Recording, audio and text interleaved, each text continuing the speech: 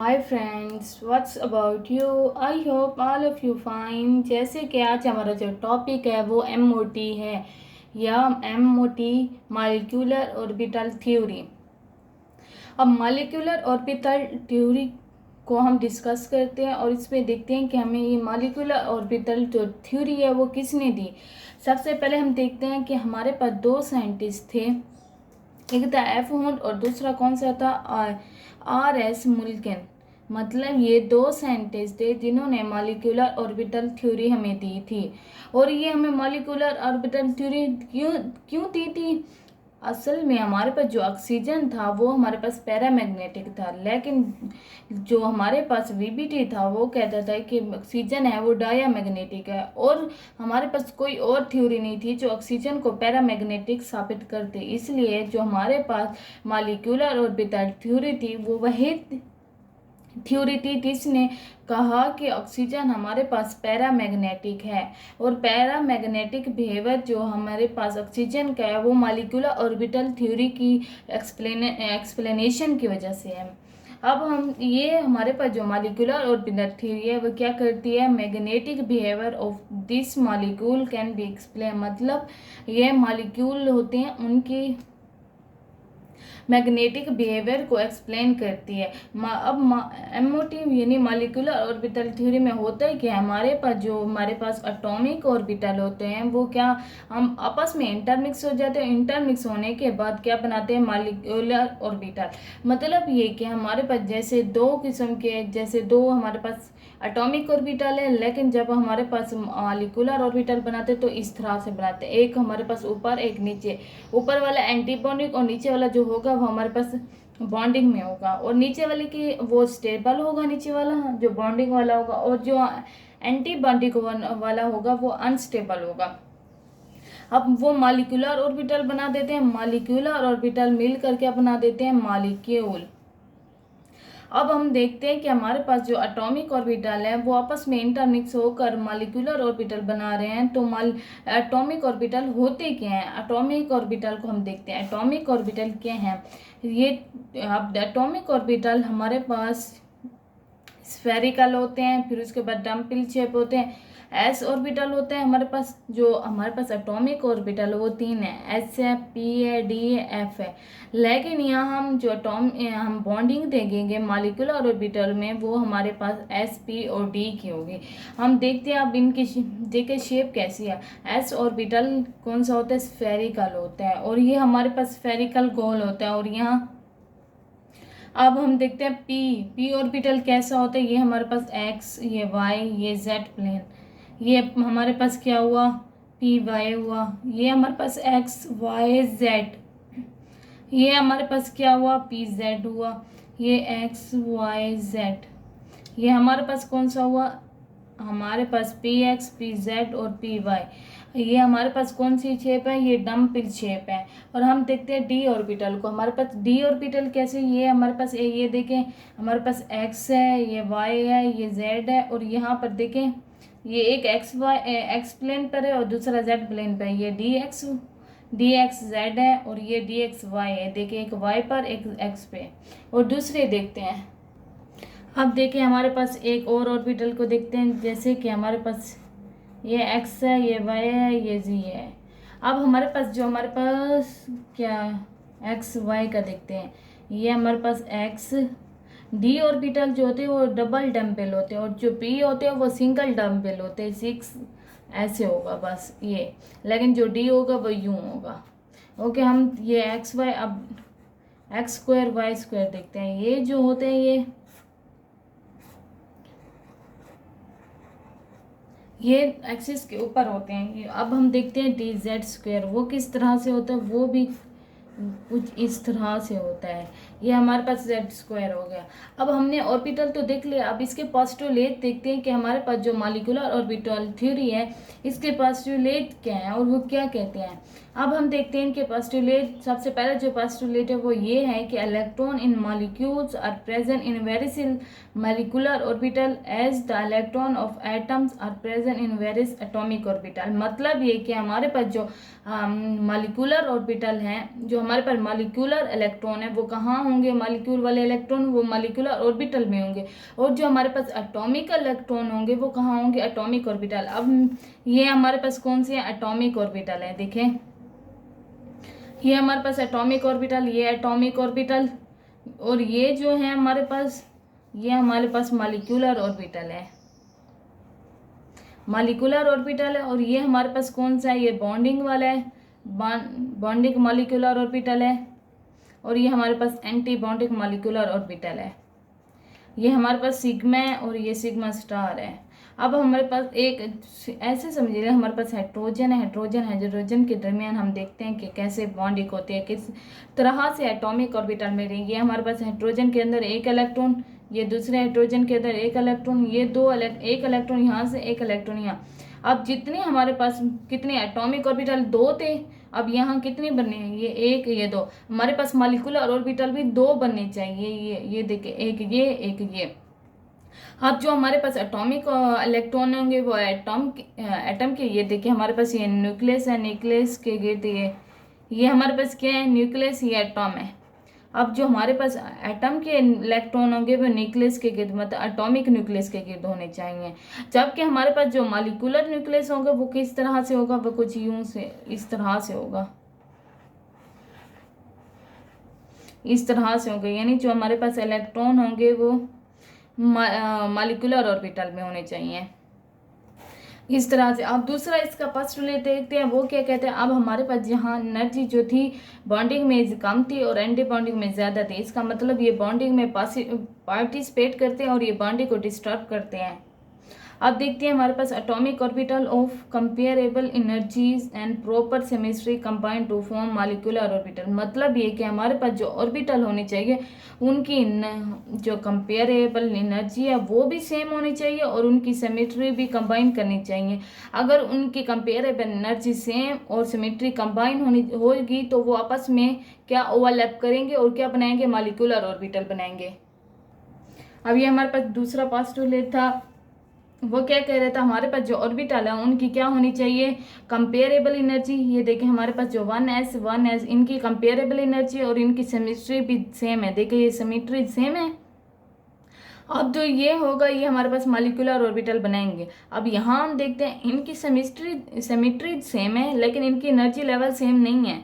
ये 1s है, ये 2s है, तो ये बॉन्ड नहीं बनाएंगे, ये मॉलिक्यूलर ऑर्बिटल नहीं बनाएंगे।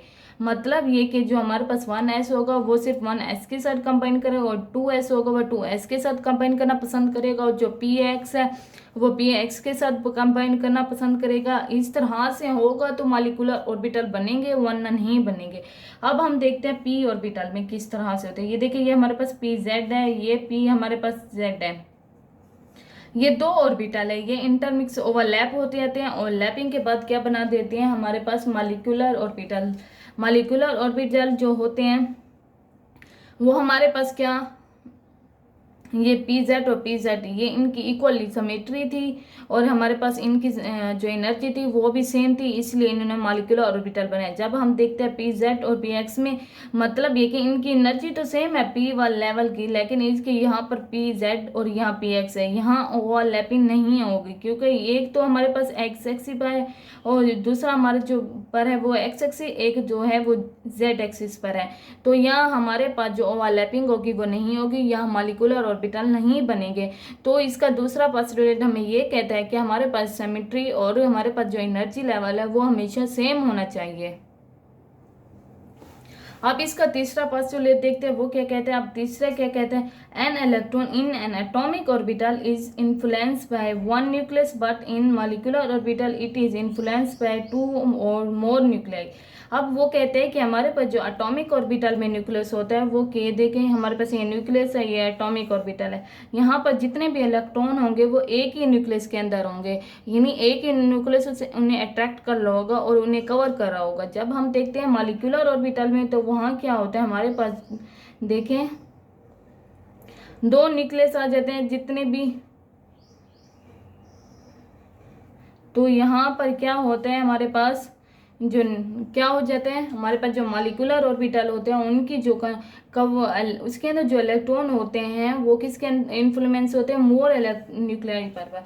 कभी दो भी हो सकते हैं, दो से ज़्यादा भी न्यूक्लियाई हो सकते हैं। देखिए यहाँ पर दो न्यूक्लियाई हैं जो इलेक्ट्रॉन को कवर करेंगे, यहाँ इलेक्ट्रॉन मूव कर रहे हैं।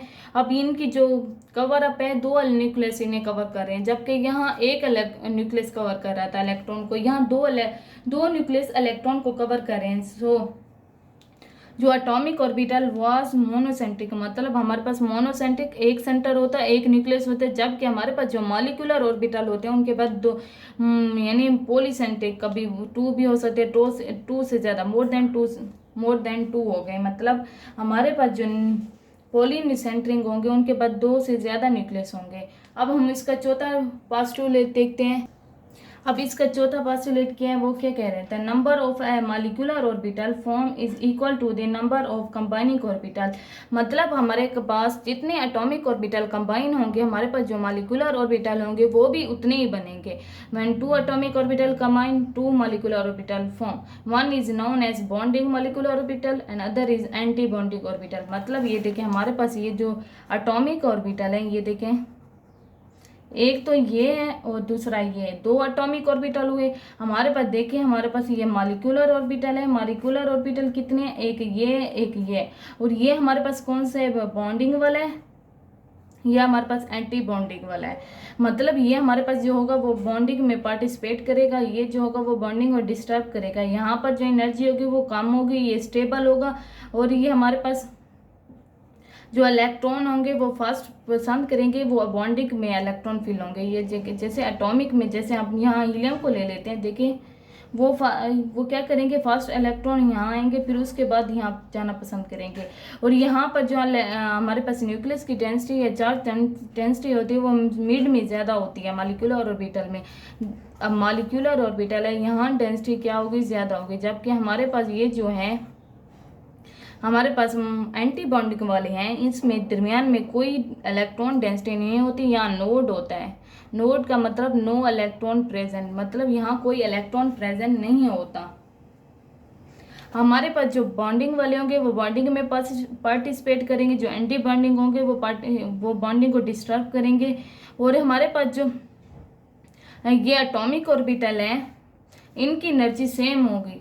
अब कभी इनकी एनर्जी एटॉमिक ऑर्बिटल की कम या ज़्यादा भी हो सकती है, लेकिन हमारे पास जो बॉन्डिंग होगी हम हमेशा उसकी एनर्जी एटॉमिक ऑर्बिटल से कम, और जो हमारे पास एंटी बॉन्डिंग होगी उनकी एनर्जी एटॉमिक ऑर्बिटल से ज़्यादा होगी। अब देखिए हमारे पास ये एटॉमिक ऑर्बिटल है और हमारे पास बॉन्डिंग ऑर्बिटल की जो एनर्जी है वो कम है, जो एंटी बॉन्डिंग की एनर्जी ज़्यादा है। इस तरह हम देखते हैं पांचवा postulate, the bonding molecular orbital has lower energy and hence greater stability corresponding anti bonding molecular orbital. ये कि हमारे पास जो बॉन्डिंग ऑर्बिटल है हैज़ लोअर एनर्जी, हमारे पास जो बॉन्डिंग वाला था इसकी एनर्जी कम है। देखिए नीचे यहाँ पर एनर्जी, ये देखिए एनर्जी लेवल यूँ जा रहा है, यहाँ एनर्जी कम, यहाँ पर एनर्जी ज़्यादा है। Hence greater stability corresponding anti bonding molecular.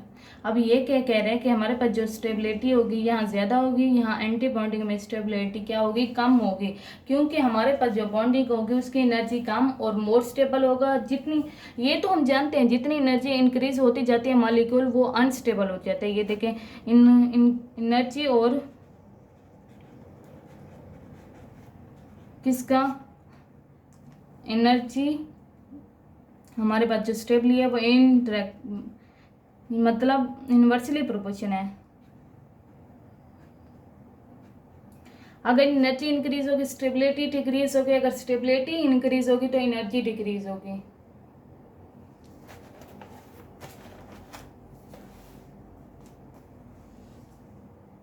अब हम देखते हैं इसका छठा point, just as the electron probability distribution around a nucleus in an atom is given by an atomic orbital and the electron probability distribution around a group of nuclei in a molecule is given by molecular orbital। मतलब कि जो हमारे पास atomic orbital है, जैसे कि nucleus है, इसमें जो एटॉमिक ऑर्बिटल में जो इलेक्ट्रॉन की प्रोबेबिलिटी होगी वो कितने एटॉमिक ऑर्बिटल होंगे। ज़ाहिर है हमारे पास जो एटम के अंदर जो ऑर्बिटल होंगे उसे क्या कहते हैं, एटॉमिक ऑर्बिटल। और ऑर्बिटल किसे कहते हैं? ऑर्बिटल वो होते हैं जहाँ पर न्यूक्लियस के गिर्द इलेक्ट्रॉन पाई जाने के इम्कानात ज़्यादा हों, डेंसिटी ज़्यादा हो, इलेक्ट्रॉन डेंसिटी ज़्यादा हो। ये देखें, इलेक्ट्रॉन एक ख़ास तरतीब के साथ न्यूक्लियस के गिर्द मौजूद होते हैं, और ये इस जो इलेक्ट्रॉन जहाँ मौजूद होते हैं उसे इलेक्ट्रॉन डेंसिटी कहते हैं। और इलेक्ट्रॉन डेंसिटी जहाँ ज़्यादा होगी तो वहाँ इलेक्ट्रॉन पाए जाने के इम्कानात ज़्यादा होंगे। तो यहाँ पर जो एटॉमिक ऑर्बिटल होते हैं वो उनके अंदर एटॉमिक इलेक्ट्रॉन होंगे, जबकि हमारे पास जो मॉलिक्यूलर ऑर्बिटल होते हैं उनके अंदर कौन से होंगे? मॉलिक्यूलर इलेक्ट्रॉन होंगे। मतलब ये देखें, मॉलिक्यूल के अंदर मॉलिक्यूलर इलेक्ट्रॉन, और जो हमारे पास एटॉमिक ऑर्बिटल है उनके बाद एटॉमिक इलेक्ट्रॉन होंगे। अब हम इसका सातवां देखते हैं। The molecular orbital like atomic orbital are fill in according to with the above principle, obeying the Pauli exclusion principle and the Hund's rule. ये क्या कह रहा है कि हमारे पास जो मॉलिक्यूलर ऑर्बिटल है वो एटॉमिक ऑर्बिटल, जैसे हमारे पास ये एटॉमिक ऑर्बिटल था, ये हमारे पास जो मॉलिक्यूलर ऑर्बिटल बनाते हैं इनमें इलेक्ट्रॉन की जो डिस्ट्रीब्यूशन होती है वो किसके जरिए? एक ऑफ-बाउ प्रिंसिपल के तहत होती है, एक पॉली एक्सक्लूजन के प्रिंसिपल के तहत, एक होन्स रूल। हमारे पास ऑफ-बाउ प्रिंसिपल क्या कहते हैं कि हमारे पास जो लोअर एनर्जी होगी, जैसे कि हमारे पास एस है या पी है या डी है या एफ है, इनमें से कौन सा पहले फील होगा? जिनकी एनर्जी कम होगी वो कौन सा है? ये पहले एस फील होगा, फिर पी होगा, फिर नी। हमारे पास जैसे कि 2, ये 3, ये 4, ये 5, यहाँ पर फील कौन सा होगा? पहले एस होगा। अगर हम कर देते जैसे कि 4p 5t 6f, तो यहाँ फिल कौन सा होगा? बेशक ये एफ है लेकिन इसकी एनर्जी तो ज़्यादा है ना, तो यहाँ फिल पहले कौन सा होगा? पी होगा। इनकी एनर्जी जो होगी वो कुछ यूँ होगी, पी डी ये। तो हम कह सकते हैं कि जो ऑफ-बाउ प्रिंसिपल है वो कहता है कि हमारे पास जो पहले जो लोअर एनर्जी ऑर्बिटल होंगे वो फिल होंगे। जैसे अब हमारे पास 2s भी आ जाता है और 3s भी, पहले ये वाला फिल होगा फिर ये होगा। अब यहाँ पर 4s आ जाता है, यहाँ 3p आ जाता है। अब देखते इसकी नंबरिंग तो कम है हमारे पास, जो नंबरिंग के हिसाब देखते तो, लेकिन एनर्जी इसकी कम है तो हम इसे पहले फिल करेंगे। अब हम देखते हैं पोलिस एक्सक्लूजन रूल। अब ये क्या कहता है? ये हमारे पास कहता है कि अब हमारे पास जो पोलिस वो क्या कहता है कि हमारे पास जो आ जाते हैं, जैसे कि हमारे पास हमारे अंदर जो इलेक्ट्रॉन, एक ऑर्बिटल के अंदर जितने भी इलेक्ट्रॉन हैं उनकी जो क्वांटम नंबर होता है या प्रिंसिपल क्वांटम नंबर है, या फिर हमारे पास जितने भी क्वांटम नंबर हैं वो सेम नहीं होते। अब हमारे पास जो हुन्स है वो क्या कहता है? हुन्स कहते हैं कि हमारे पास अगर p है ऑर्बिटल और 3 इलेक्ट्रॉन है तो क्या करेंगे? ये 3 ऑर्बिटल में एक एक देंगे। ये नहीं करेंगे कि हमारे पास जो 3 है यूं फिल कर दे एक में यूं, ये गलत होगा। हुन्स रूल के मुताबिक ये सही होगा। और पोलिस एक्सक्लूजन प्रिंसिपल ये कहते हैं कि हमारे पास जो क्वांटम नंबर होते हैं वो सेम नहीं होते। तो ये हमारे पास पोस्टुलेट थे, हम इसके मदद से मॉलिक्यूलर ऑर्बिटल को आसानी से समझ सकते हैं। तो अगर हमें ये ऑर्बिटल समझ आ जाते हैं, हमारे पास ये पोस्टुलेट अगर समझ आ जाते हैं तो हम आगे इसकी थ्योरी भी इजीली समझ लेते हैं। Okay, this is all about postulate about molecular orbital theory.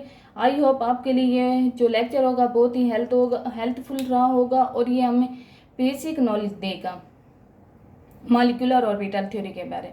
अगर आपको ये पोस्टुलेट याद हो जाते हैं तो आप मॉलिक्यूलर ऑर्बिटल थ्योरी आसानी से अंडरस्टैंड कर सकते हैं। ओके, अल्लाह हाफिज़। प्लीज़ चैनल को सब्सक्राइब, लाइक, कमेंट ज़रूर कीजिएगा, क्योंकि आप ये बिल्कुल फ्री हैं, आपको इसके लिए पैसे नहीं देने पड़ते। लेकिन इससे हमारी हौसला अफजाई हो जाती है, हम मोटिवेट होते हैं और आपके लिए इससे भी अच्छी वीडियो लाते हैं।